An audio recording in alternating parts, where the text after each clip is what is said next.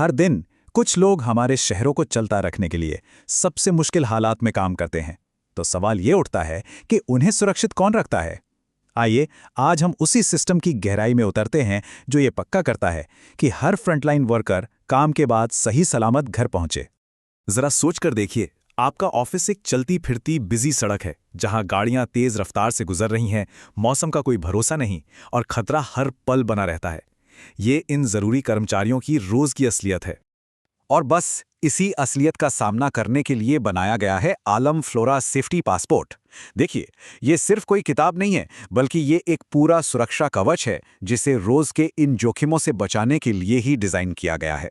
तो चलिए इस सिस्टम को जरा परत दर परत खोलते हैं और शुरुआत करते हैं उन लोगों से जिनके लिए ये बना है, हमारी वो अनदेखी फ्रंट लाइन जो सबसे जरूरी है। देखिए, इस पासपोर्ट की नींव ना 4 मजबूत पिलर्स पर टिकी है। पहला, ये समझना कि काम करने की जगह पर क्या-क्या खतरे हो सकते हैं। दूसरा, अपने पर्सनल प्रोटेक्टिव इक्विपमेंट यानी पीपीई के बारे में सब कुछ जानना। तीसरा, काम करने के सुरक्षित तरीकों को आदत बनाना। और चौथा, अगर कोई दुर्घटना हो जाए तो उसकी सही रिपोर्टिंग कैसे करनी है। ये 4 चीजें मिलकर ही सुरक्षा की गारंटी बनती हैं। अच्छा, तो अब बात करते हैं सुरक्षा की उस पहली दीवार की, जिसे हर वर्कर अपने साथ लेकर चलता है। Personal protective equipment. हर एक चीज का ना एक खास मकसद होता है। उड़ते हुए मलबे या किसी चीज की छींटों से आंखों को बचाने के लिए हैं सेफ्टी गॉगल्स। मशीनों के तेज शोर से कानों की हिफाजत के लिए ईयर मफ्स। और जमीन पर पड़े खतरों से पैरों और शरीर को बचाने के लिए सेफ्टी बूट्स और एप्रन। ये सिर्फ यूनिफॉर्म का हिस्सा नहीं है, ये तो उनका कवच है। लेकिन सोचिए, क्या हो अगर कोई वर्कर ये कवच पहनने से ही मना कर दे? मतलब सब कुछ दिया गया है, फिर भी वो नहीं पहन रहा। ये एक बहुत ही गंभीर मामला है और सिस्टम इसे बिल्कुल हल्के में नहीं लेता। तो इसका जवाब ना बिल्कुल सीधा और सख्त है। पीपीई ना पहनने पर हर वर्कर पर 100 रिंगिट का जुर्माना। ये सजा असल में पैसों के लिए नहीं है, बल्कि एक ऐसी आदत डालने के लिए है जो जान बचाती है। सीधा सा मैसेज है, सेफ्टी पर कोई समझौता नहीं होगा। चलिए, अब उस जगह पर चलते हैं जहां खतरा शायद सबसे ज्यादा होता है, सड़क पर या उसके बिल्कुल करीब काम करना। यहां जो आप देख रहे हैं ना, ये एक सेफ्टी बबल का कॉन्सेप्ट है। ट्रैफिक कोन्स, चेतावनी देने वाली लाइट्स और सही तरीकों के जरिए वर्कर्स के चारों ओर एक सुरक्षित दायरा बना दिया जाता है। गाड़ियों की उस तेज रफ्तार दुनिया में ये उनकी अपनी एक सेफ जगह होती है। और यहीं पर एक बड़ा ही अजीब सा लगने वाला नियम आता है, लेकिन ये जान बचाने वाला है। ट्रैफिक के खिलाफ काम करो। इसका मतलब है हमेशा उस दिशा की तरफ चेहरा करके काम करना जिधर से गाड़ियां आ रही हैं। सुनने में भले ये उल्टा लगे, पर ये आपको किसी भी खतरे को देखने और उस पर रिएक्ट करने के लिए वो कीमती सेकंड्स देता है। और दांव पर क्या लगा है, ये चेतावनी उसे बिल्कुल साफ कर देती है। सावधान, सड़क पर काम करते वक्त जरा सी भी लापरवाही जानलेवा हो सकती है। ये नियम स्याही से नहीं, बल्कि बुरे तजुर्बों से लिखे गए हैं।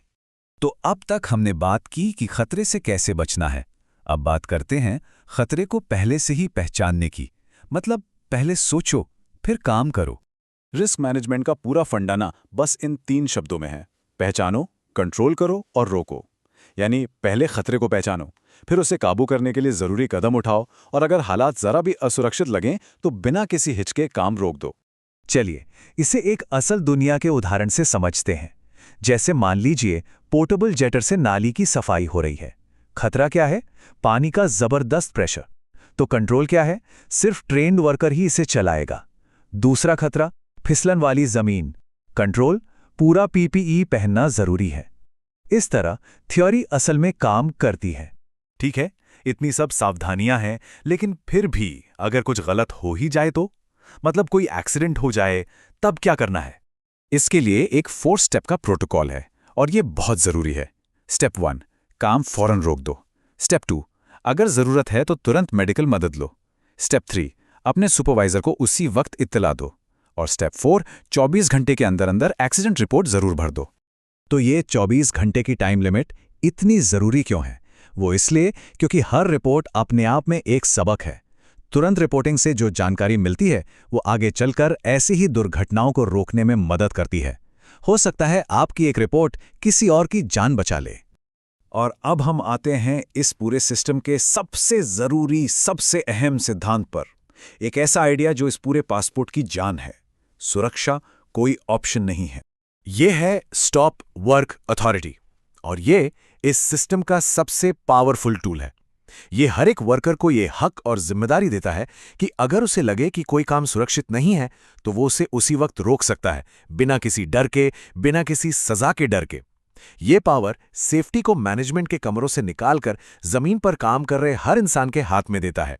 तो आखिर में हम क्या सीखते हैं?